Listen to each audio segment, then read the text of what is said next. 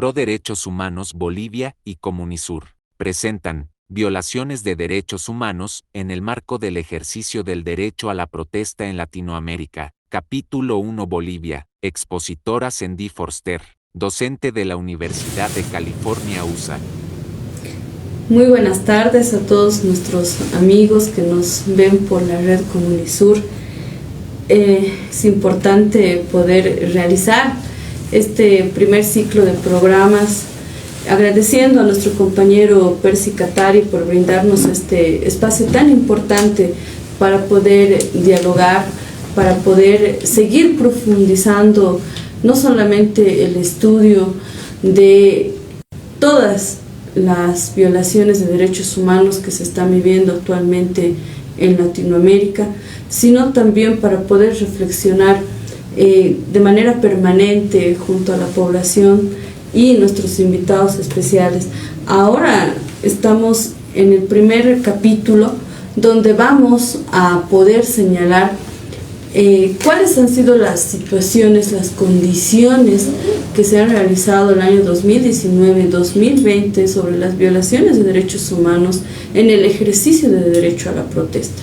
En ese sentido, hemos invitado a nuestra hermana Cindy Forster.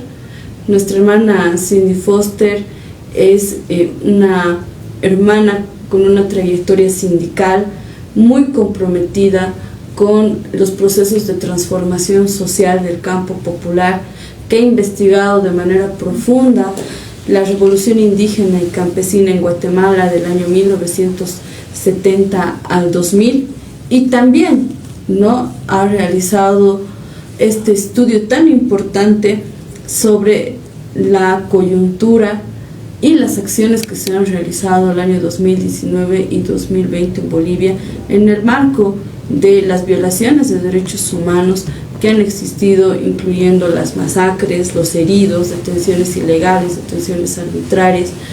Y ahora, ya con un estudio realizado, es importante que podamos tener la presencia de la hermana y que podamos además compartirlo con toda la población.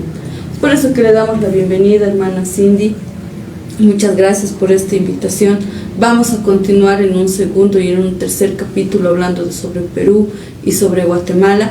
Este es nuestro primer capítulo y hemos querido empezar con nuestra hermana Cindy Forster precisamente por el contenido y la importancia que tiene su investigación en torno del desarrollo del movimiento popular y las tareas que nos quedan pendientes, no solamente para la reflexión, sino también para la acción. Bienvenida, hermana Cindy. Muchísimas gracias. Es un enorme honor compartir unas palabras con bolivianos,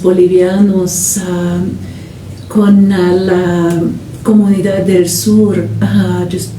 Un tremendo honor y mis profundas gracias a la doctora, la hermana Nadezhda Guevara y toda la gente de APRODEBOL. Voy a hablar de las luchas de los pobres desde la óptica de una historiadora y pido disculpas porque esta historia que estoy hablando es la suya. Soy estadounidense y me gustaría comenzar con una cita del héroe cubano José Martí en referencia a los Estados Unidos. Cito: viví en el monstruo y conozco las entrañas. Fin de la cita. Enfocaré en las palabras y estrategias de los pobres aquí en Bolivia que contrarrestaron las agresiones de la gente adinerada. Las mujeres indígenas fueron blancos preferidos de la derecha porque son protagonistas formidables gracias a su terca resistencia generación tras generación. Siguen en existencia 36 pueblos originarios.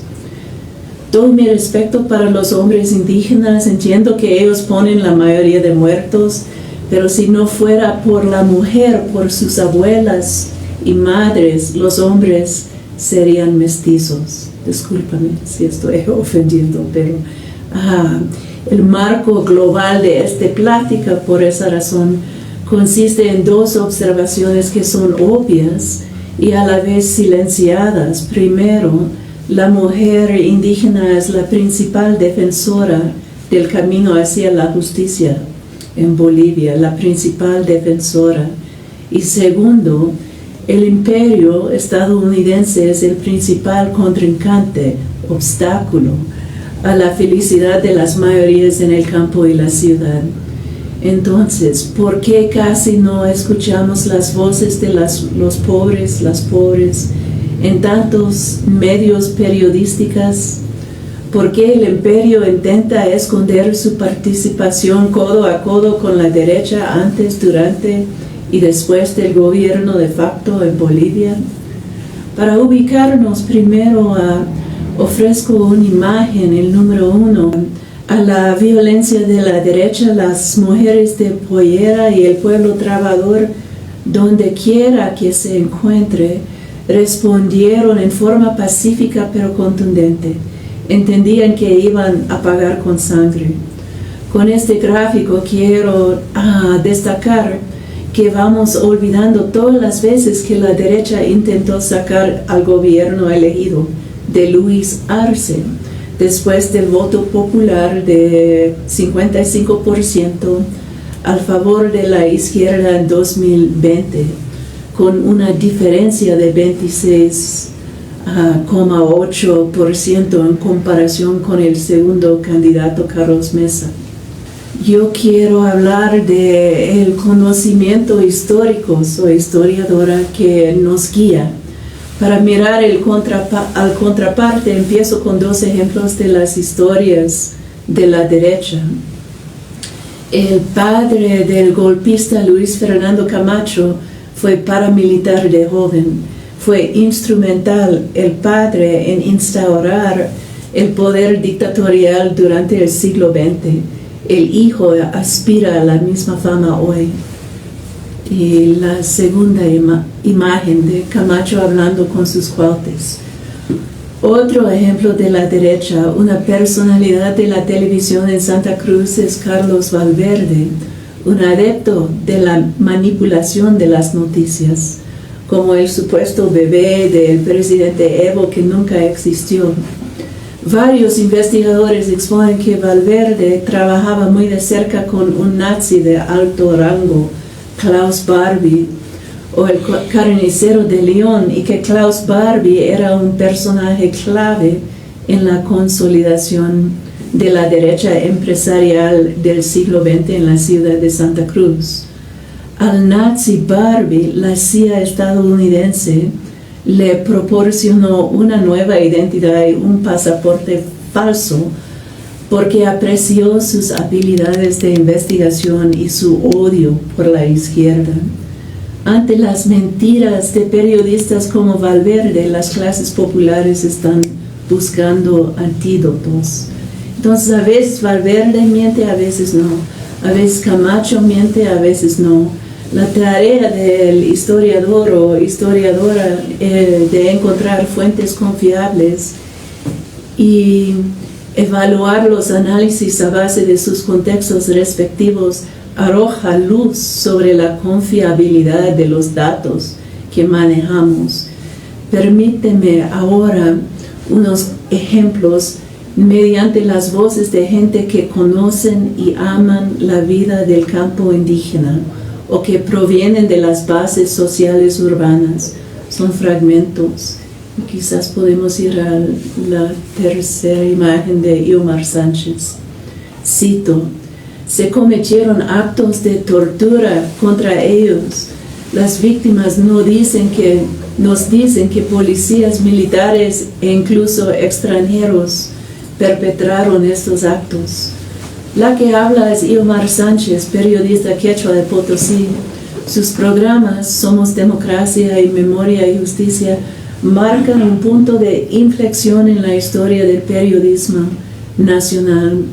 En Bolivia TV cada sábado ella y sus colegas entrevistaron a los familiares de los mártires y a gente que sobrevivió a las torturas durante el régimen golpista.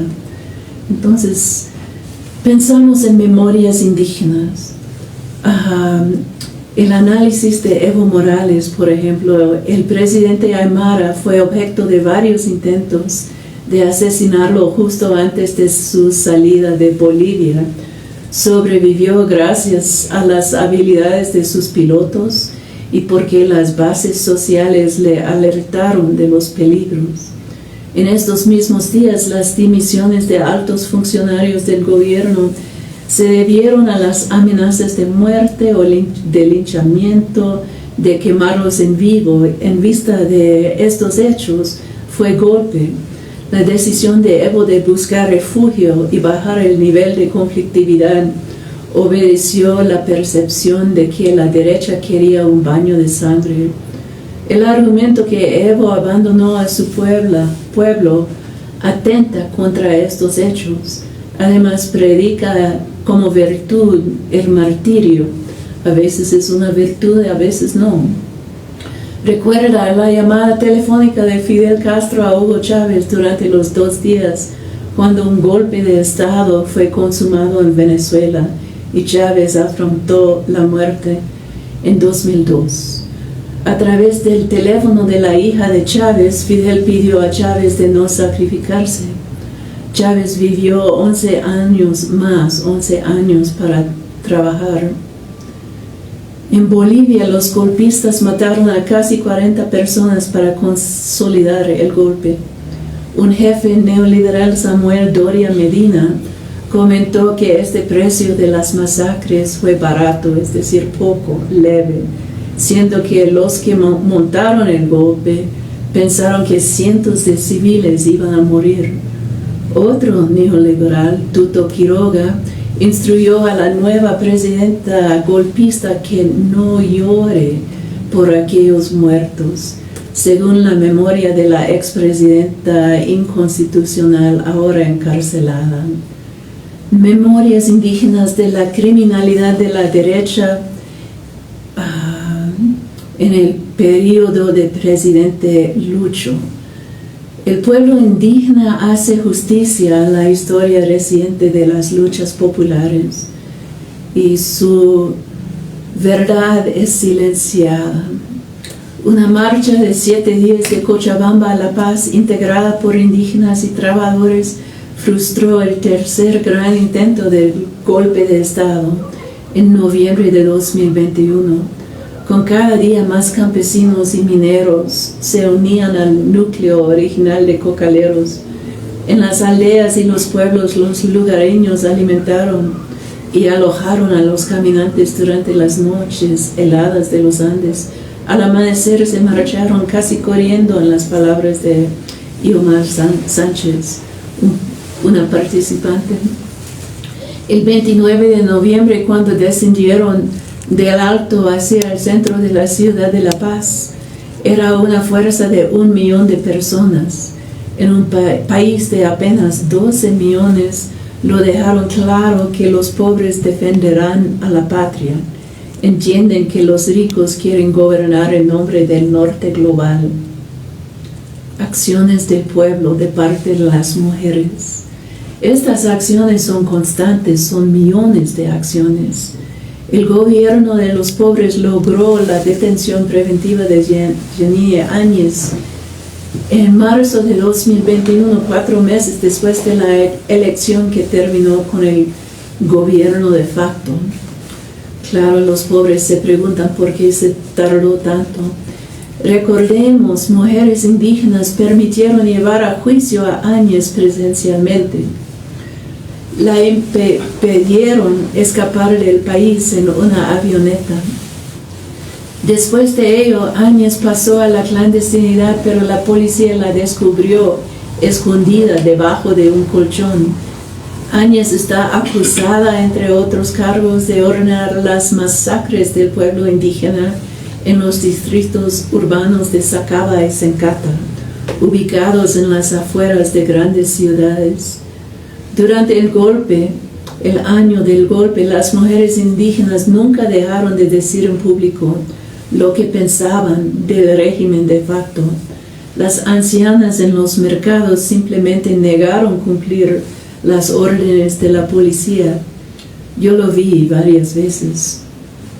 quiero hablar, si podemos poner la imagen también de Lidia Patti Muisaka y la Nación Digna.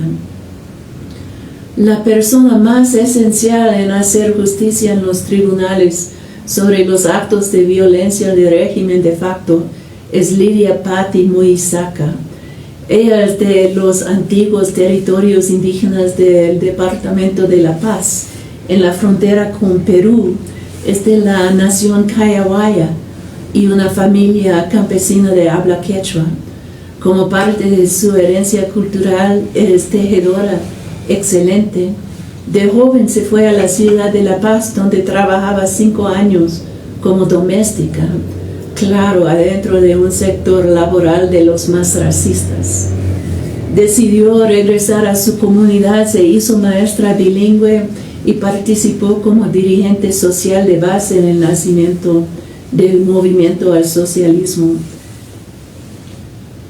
En 2019, Lidia Patti se desempeñó como diputada suplente en la Asamblea Plurinacional, donde más tuvo mayoría. La derecha montó el golpe de Estado cuando el Parlamento estaba en receso. Lidia Patti estaba en su comunidad. Su pueblo le dijo: tienes que regresar al Parlamento sí o sí, y nosotros vamos a estar en las calles. Asambleístas de más impidieron que el régimen golpista cerrara el Parlamento. Todos los otros poderes del Estado caían en manos de los golpistas. 11 meses después, Mas volvió al poder por el voto. Es de recordar, el régimen golpista no quiso aceptar su derrota electoral. Desató varios intentos de golpe en estos días entre octubre y noviembre de 2020. Y Patti presentó cargos penales tan pronto como podía, legalmente, en noviembre de 2020, cuando terminó su cargo en el Parlamento. Una vez la autoproclamada presidente fue encarcelada, Lidia Patti habló del actuar del gobierno golpista. Ella dijo, y cito: había torturas, les cortaban los dedos a los manifestantes. Las mujeres en las protestas fueron abusadas por los soldados, sus partes íntimas manoseadas, como en la época colonial. En las cárceles violaron a nuestras hermanas. Termino la cita. Los testimonios de personas indígenas que van dirigidos a un público indígena reflejan con mejor profundidad las realidades del año golpista. Por ejemplo, un señor que fue herido en una de las masacres, en consecuencia va a usar muletas por toda la vida, dijo, y cito: Mesa, Camacho y Pumari son los que echaron gasolina a la violencia. Hay que juzgarlos, cierro comillas. Él refiere a los líderes de la derecha. El periodista de la televisión Carlos Mesa y candidato presidencial en 2019 es un coautor de una enorme historia de los mestizos que casi no menciona, entre otras cosas, a Bartolina Sisa. Consideremos los hechos, entonces, estrictamente los hechos. Mesa fue el contrincante en 2019 y perdió por más de 10%. Reclamó fraude monumental a base de mentiras. El multimillonario Luis Fernando Camacho, ahora gobernador del enorme departamento de Tierras Bajas, Santa Cruz, es fascista confesado, movilizó a multitudes de racistas de la clase media. Y Marco Antonio Pumari es hijo de minero y lideró espiros en Potosí en la tortura de un familiar de un dirigente de MAS, al igual que la quema de viviendas y el tribunal electoral, así obligando la renuncia del jefe de la Cámara de Diputados a nivel nacional. Ahora Pumari y Camacho están en prisión con detención preventiva. Entonces, esos son los hechos. Pasemos ahora al análisis. Lidia Patti no está sola cuando expresa su preocupación de que el sistema legal dominado por la élite blanca mestiza esté tan pervertido que será imposible conseguir la justicia para las víctimas pobres. Las ayoreas. Quisiera hablar de uno de los recientes triunfos del pueblo. Primero, los hechos. En la ciudad de Santa Cruz, el pueblo sobrevivió uno de los intentos golpistas más recientes gracias a su resistencia pacífica durante 36 días.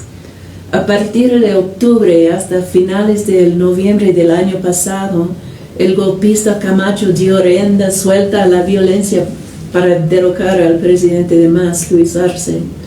Con bloqueos, el gobernador controló todo el territorio a su alcance. Se nota que los municipios rurales de Santa Cruz casi no le hacen caso.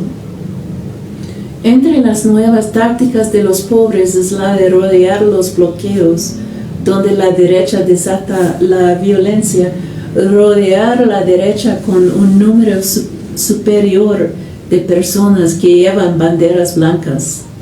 Otra táctica es la movilización de las naciones indígenas de tierras bajas en Santa Cruz. Entre ellas, como se ve en la imagen, mujeres ayoreas defendieron su comunidad ante un subgobernador de Camacho sin camisa, con chicote y a la cabeza de una turba de racistas. Una tercera táctica es la resistencia pacífica de la gente pobre en la ciudad. Ellos seguían trabajando a pesar de todo intento de la derecha de imponer el cumplimiento de su paro obligatorio. Así es la defensa popular de la dignidad. Claro, la gente pobre son las y los mejores historiadores de las luchas populares. Consideremos ahora el análisis. Ofrezco una lista de tipos de abuso a base de testimonios directos y los temas del grupo interdisciplinario de expertos independientes, el GIEI. Agrego temas en letras oscuras a los cuales el GIEI no da la misma importancia, o quizás más probable, guarda silencio por razones políticas. Yo iba a querer enfatizar la violencia policial endémica. Vengo de los Estados Unidos y ahí sabemos de qué estamos hablando. Endémica, 200 años de la vida de la policía, no sé cuándo se fundaron. Agrego también que los golpistas entendían a los campesinos como enemigos primordiales. Agrego que gobernaron con castigos rituales que tienen significados históricos de siglos. Agrego la importantísima énfasis de la Comisión Interamericana sobre la violencia sexual. Agrego que las mujeres de la derecha fueron protagonistas del golpe y ellas no han expresado ninguna crítica sobre las agresiones sexuales perpetradas por el régimen golpista. Claro, en estas semanas tenemos los ejemplos otra vez de Amparo Carvajal y Yanine Áñez. Entonces, se comprenden todo eso mejor a modo de ejemplos, y voy a regresar a los testimonios de pueblo indígena y campesina. En el tema de aplastar a los campesinos, antes del día del golpe, Sebastián Moro, el periodista argentino que trabajó con las comunicaciones del movimiento campesino más grande del país, fue torturado, entró en coma y murió una semana más tarde. La dirigencia del mismo sindicato campesino, la CESUD-CV, fue, cito, protegida por las bases, termino la cita. Y ellos dijeron, cuando eso no funcionó, cito, los que caían en manos de los golpistas fueron cruelmente torturados, fin de cita. Desde los primeros días del golpe, realizaron masacres precisamente en las afueras de las ciudades, que son el primer punto de llegada para los migrantes del campo. cocaleros de Cochabamba en una marcha pacífica desde las tierras bajas del trópico fueron recibidos con la primera masacre en Sacaba, es decir, manifestantes campesinos fueron masacrados en una comunidad de campesinos migrantes. La imagen 9 es una foto de Ishimani. Entre los muertos en los primeros días del golpe se encontraron personas que apenas podían expresarse en español para citar a sus parientes en los barrios al borde de las regiones periurbanas de la zona sur de La Paz, abajo de Ishimani. Puede ver sus barrios abajo de las nubes. Los agresores golpistas les llamaron indígenas, pero en la forma insultante les llamaron salvajes, los mismos términos que usan los partidarios de Amparo Carvajal. Para ser preciso, estamos hablando del campesindio en el término acuñado del historiador mexicano Armando Bartra, a lo que yo agregaría el campesino afro, o pescador o minero artesanal, como la vicepresidenta Francia Márquez de Colombia. Ellos y ellas son los protagonistas mayoritarios de las luchas sociales por toda Latinoamérica, moradores de ciudades como El Alto, Santa Cruz, igual que áreas rurales distinguidos por sus valores comunitarios. Entonces los golpistas tienen una historia que abarca 5 siglos. Quiero darle un ejemplo de castigos rituales y lo simbólico. Mujeres y niños fueron, y cito, encerrados en una casa abandonada y los agentes uniformados golpearon a las mujeres, fueron arrastradas de los cabellos y les azotaron. Termina la cita. Otro ejemplo. En sus símbolos, los paramilitares de Santa Cruz son abiertamente fascistas. Donde quiera que aparezcan en Cochabamba, La Paz, Sucre, Potosí, utilizan los mismos símbolos que sus pares en Venezuela, en Brasil, en Europa Oriental, en los Estados Unidos. Un ejemplo de violencia sexual de un testimonio. Una mujer fue obligada a desnudarse y después fue manoseada por más o menos 10 policías. Mientras policías varones la agarraron, 3 mujeres policías manosearon sus partes íntimas y la golpearon. Un sinfín de ejemplos. Personas detenidas fueron violadas. Los policías gritaron amenazas de violación contra mujeres y contra hombres. Otro ejemplo, acto de tortura. La violación es un acto de tortura. Normalmente no se reconoce como tal. De cientos de actos de tortura voy a mencionar uno. El contexto es que el pueblo cocalero del trópico produce toneladas de comida. En 2020, cocaleros entregaron camiones de fruta gratuitamente a los pobres de la ciudad de Cochabamba durante COVID. No tenían nada de comer. Algunos de los cocaleros fueron detenidos, golpeados, obligados a moverse en el piso como si fueran gusanos y transportados a La Paz, donde los encadenaron en un bus abandonado. En el bus sufrieron golpes, gases lacrimógenos y no recibieron frazadas. Un cocalero suplicó a sus captores que los liberasen y respondieron que el castigo obedecía las órdenes de las más altas autoridades, o sea, las órdenes de Arturo Murillo. La mayoría de los perpetradores de la violencia del año de Áñez siguen instalados en la policía y las oficinas del gobierno. Incluyen 2 alcaldes, un gobernador de los grandes metrópolis de La Paz, Santa Cruz y Cochabamba. A su vez, el sistema de justicia es un baluarte de la derecha. Pasemos ahora al último tema, los verdugos principales, los amos de los paramilitares. ¿Quiénes son? Entonces los ciudadanos estadounidenses financian por medio de nuestros impuestos el entrenamiento de paramilitares por todo el mundo bajo el pretexto de la supuesta promoción de la democracia. En particular, el imperio le gusta insistir que es el más fiel defensor de la mujer. La alcaldesa de Más, Patricia Arce, ahora senadora nacional, sufrió la tortura a manos de una banda paramilitar días antes de la traición de la policía que puso en marcha el golpe. Ella nos contó, y cito, era la policía la que instruía a los paramilitares, les dieron entrenamiento militar.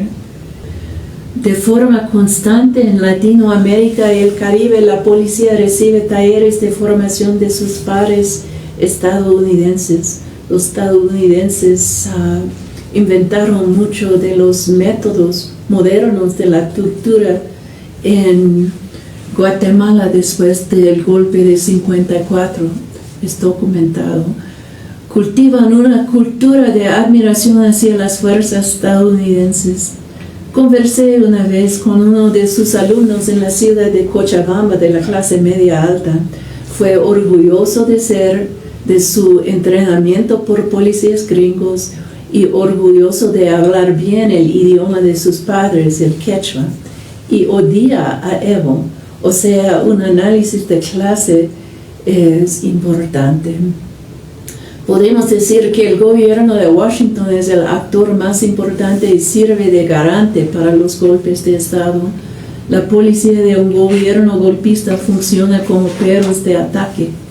En Bolivia, el alcance nacional de la policía, sus agentes, sus armas, la infraestructura correspondiente en su conjunto implica que en gran parte la tortura fue practicada sistemáticamente por la policía.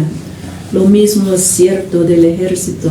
La violación sexual contra manifestantes durante el gobierno de facto de Áñez se califica como tortura a manos del Estado. Es sabido en los días del motín policial en La Paz, antes de la usurpación de la presidencia, la jerarquía católica y representantes de las principales facciones neoliberales se reunieron en una universidad católica. Le pidieron a Áñez que se proclamara presidenta. Son golpistas, porque sabían que no hubo fraude, sino una red de intriga que ellos mismos tramaron. Hay que subrayar que aquellos líderes derechistas han disfrutado muy antes de 2006 de íntimas relaciones políticas con la Embajada de Washington.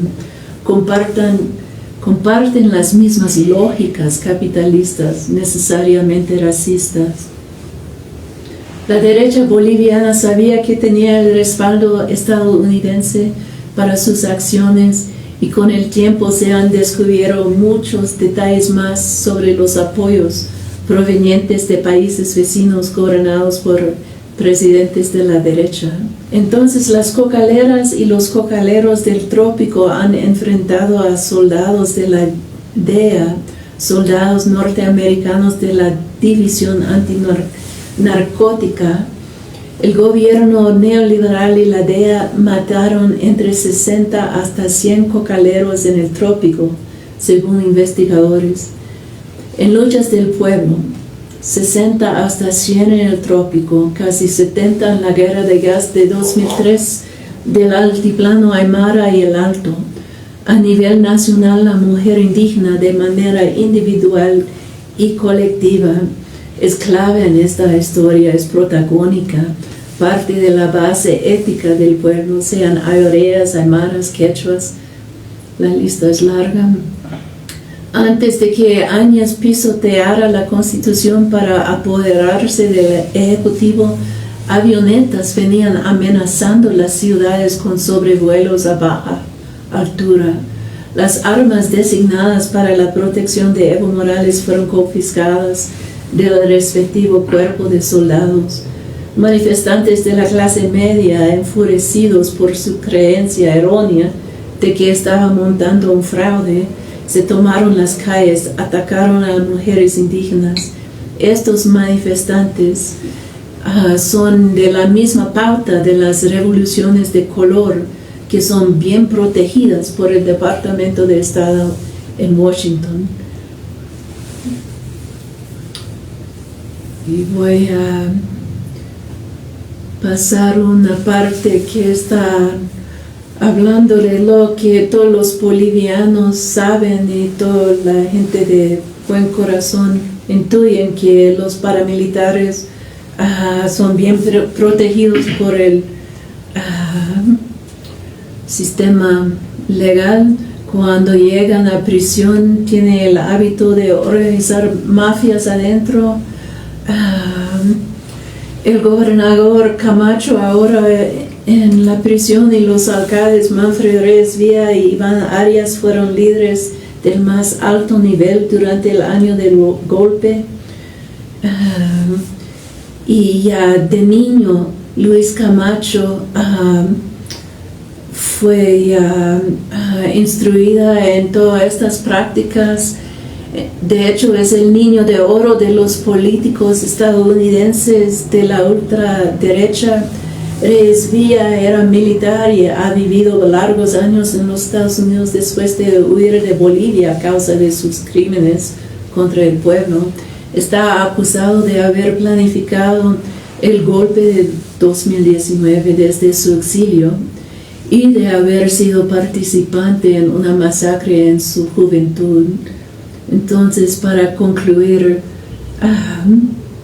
los golpistas muy antes de 2019 contaron con el pleno apoyo de los gobiernos de la derecha.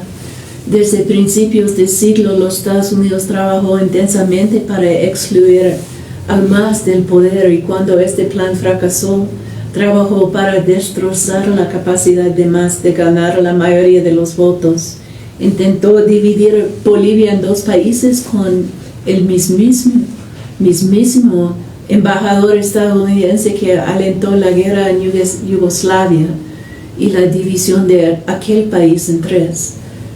Ahora sabemos con mayor certitud cómo los actores internacionales participaron en el golpe de Estado.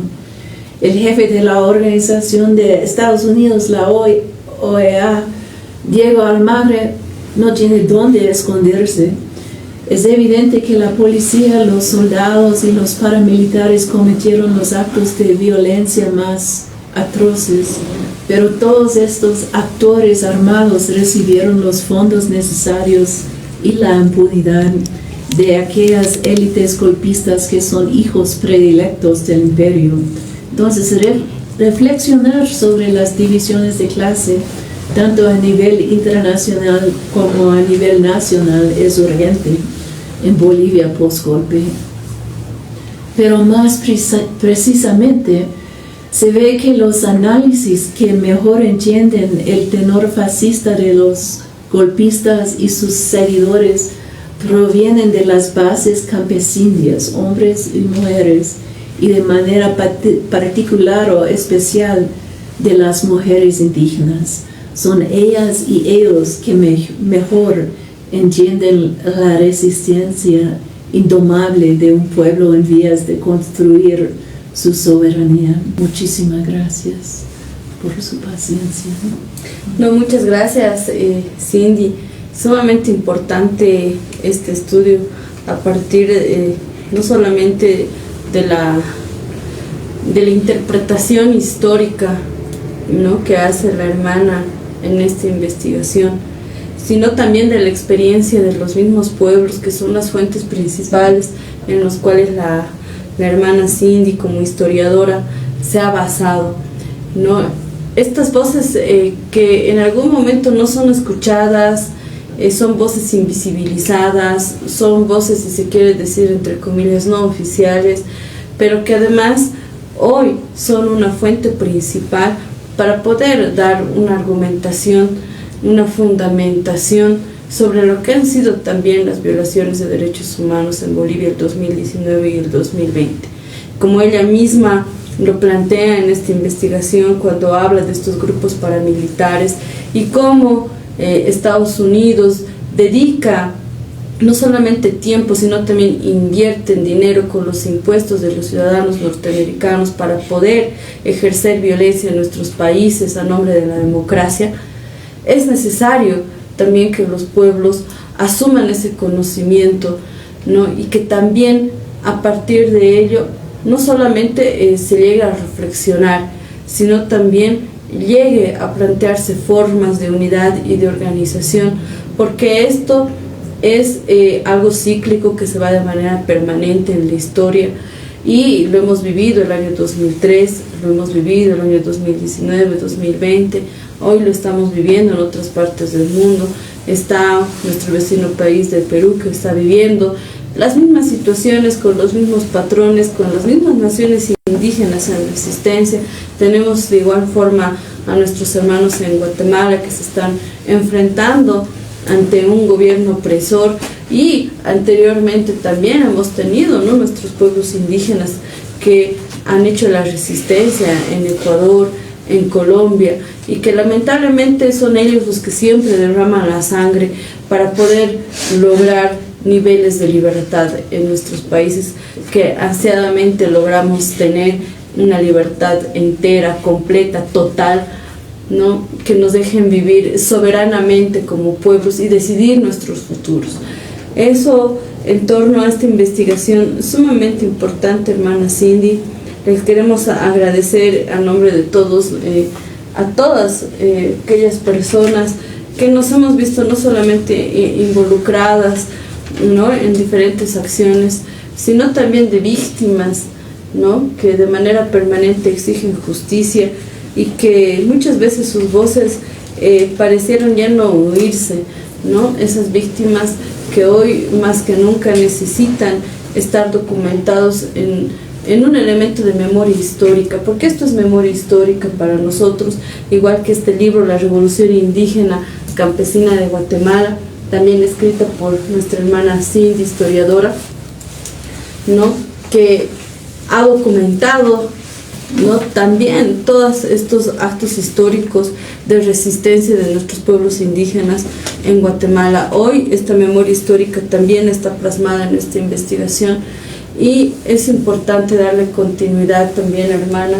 La vamos a comprometer a que siempre esté haciendo este acompañamiento, este seguimiento a todas estas acciones por justicia, pero también hay, ¿no?, si se quiere decir, todos estos hechos han quedado no solamente en espacios de poder político que tienen a partir de la gobernación en Santa Cruz, tienen en la alcaldía de La Paz, ¿no?, y en otros espacios donde se han atrincherado para poder negar esta situación, para poder decir que no ha existido un golpe de Estado, que no ha habido violaciones de derechos humanos, y tal como usted lo ha mencionado también, ¿no?, una Asamblea Permanente de Derechos Humanos que ha terminado justificando, ¿no?, las muertes, ha justificado una falsa narrativa a las cuales estos gobiernos están acostumbrados de realizar para negar sus responsabilidades, para eximirse en el ejercicio de la fuerza militar y policial. Sin embargo, mientras haya estas personas que siempre estén justificando, va a haber lo que usted decía, ¿no?, esta mal llamada polarización en algún momento.